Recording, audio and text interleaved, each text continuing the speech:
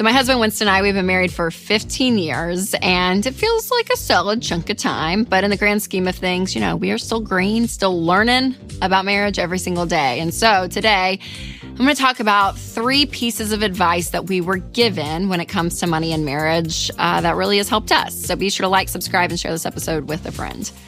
And just so you guys know, I'm always a little hesitant to give parenting advice and marriage advice because I think you can change a lot and your opinions can change. And we do not have all the answers. So I always kind of hesitate. But this was advice that was given to us, which honestly has helped us so much when we're looking at our money, but also other areas of our life. So the first piece of advice was the triangle theory. So this is where when a problem comes up, it's you and your spouse versus the problem. So it's kind of looks like a triangle, right? So you and your spouse are at the bottom and the problem is out there because it is so easy to make your spouse the enemy. We're like, why are you doing that? Why did you do that?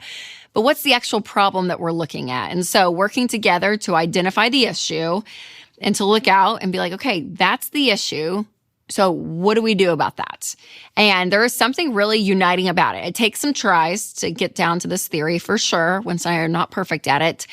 But it does help because there is something about looking at an actual problem to help find the solution to that problem versus looking at your spouse and being like, you have to fix this and fix that. Or they're looking at you and being like, fix this, fix that. And whenever, I've learned this from Dr. John Deloney, you enter into conflict and you're saying, well, you, it never really goes right. It doesn't because the other person gets really defensive. And so it's always about coming back to you. But looking at the problem together out there has helped so much. So the triangle theory, as an example, it's like, okay, well, one of you is like, okay, I'm going to come home from work at this time, but it never happens, right? And you're like, oh my gosh, you say that you're going to come home at this time, but you're not. And it's always later. Can you just give me a heads up? So looking at that as time management is the problem. So what is going on that's causing either the communication not to happen or something at work that continues to come up, or you're just not planning well, right? But making that the problem. Or if maybe, the wife is overspending in a certain area, it's not like, oh my gosh, you're so irresponsible. It's you. No, let's look at overspending as the problem. Why is it the problem? Is it because maybe, the budget that was set, the number that was set in that category is not realistic? Maybe that's the problem. Or maybe it is like, oh yeah, I do just like to spend money and sometimes I get out of control and I don't spend what we said we were going to. And so I need to be thinking through why I do that, right? So it's all of that. But the triangle theory, I love. Number 2 is to ask yourself what needs fixing within you. So this takes a lot of humility on this end. But sometimes we can look at the other party with a lot of, judgment and resentment, and maybe some mistrust. But you have to realize, okay, all of that can be very true, very honest. But then also, what is going on inside of you? What are things about you? Because sometimes one spouse can take all the brunt of something, and there is something to say about, okay, is there anything within me that needs healing? And I can say, yes. We all do. And so there's something about that that's really uniting within couples. But again, it does take a lot of humility. But when it comes to differences in money, I see this a lot where if you're more of the nerd and you like things organized and all this, you can look at the free spirit and you're like, oh my gosh, they're so irresponsible. What are they doing? They don't care about details. Oh my gosh, they need to grow up, whatever. But you can learn something from that free spirit. And then the same free spirit, you can learn something from the nerd. So we can always be looking to each other and knowing, okay, I can learn something from you because there's something in me that constantly needs to be learning and growing. And so there's something really humble about that approach, which I love. All right, before I share more, I want to tell you about one of our amazing sponsors, Christian Healthcare Ministry. You guys, health insurance costs are only moving one way, and that way isn't down. The wait times are longer, and it's harder than ever to get anything approved. And if you feel like the system is working against you, try Christian Healthcare Ministries, a biblically based alternative to health insurance. CHM is a health cost-sharing ministry that's helped hundreds of thousands of families take care of healthcare costs, stay true to their values, and avoid getting tied down by miles of red tape. You guys, there is a better way.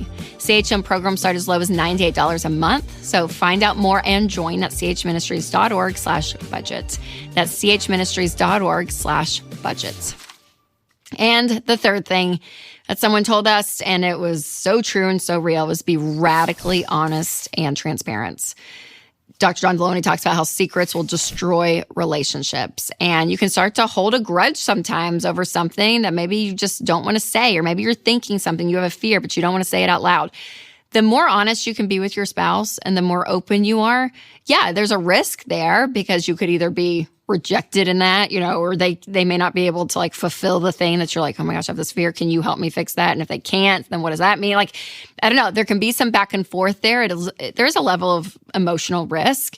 But if your spouse is someone that you trust and that you have respect for, and you're like, yeah, they can hold it, that there's something about both of you, both parties coming in and saying, golly, I keep having this thought. I just want to say it out loud. Like there's something about that is so healthy and so cleansing.